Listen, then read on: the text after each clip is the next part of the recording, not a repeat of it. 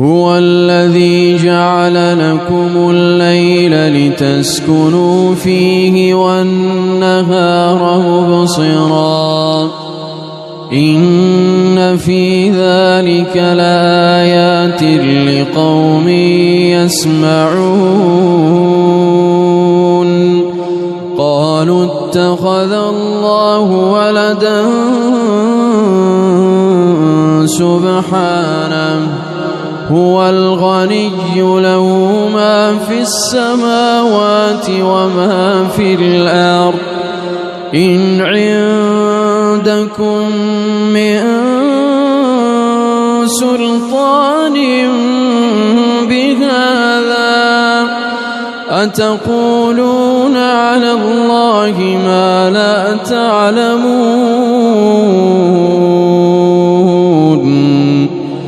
قل إن الذين يفترون على الله الكذب لا يؤمنون قل إن الذين يفترون على الله الكذب لا يفلحون متاع في الدنيا ثم